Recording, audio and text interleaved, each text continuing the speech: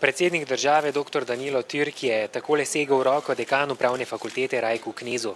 V slavnostnem nagovoru je spomnil na pomen prava, ki predstavlja temelj današnje družbe. Še posebej pomembno je zaupanje državljanov v temeljne institucije. Na tem mestu je izpostavil predvsem pravosodje. Do danes vse svečane prireditve, posvečene vladavini prava in pravne države, pozivam državni zbor, da se odloči in da izvede predlagano reformo, s tem ukrepi ustavno sodišče in na ta način dokaže, da res ne pravna država in v resnici ne le v besedah.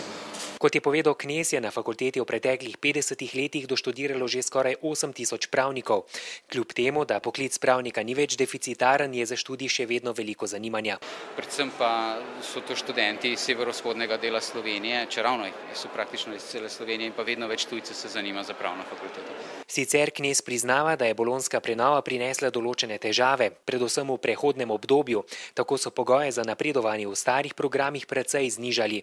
Težave so tudi semestrskimi predmeti. Mi smo razbijali v narekovajih predmete, ki so bili prej semestrski na več predmetov, da smo lahko dali, oziroma predmete, ki so bili prej dvosemestrski, da smo jih lahko dobili na semestrske predmete, ampak vseeno nekaterih predmetov zelo težko spraviti v semestru in tukaj je velika obremenjenost študentov, s tem se strinjam. Kot je še dejal Knez, se bo tako morda že v naslednjih letih obetala izboljšava študija, ki bi omogočila boljšo pripravo študentov na pravniški državni oziroma pravosodni izpit.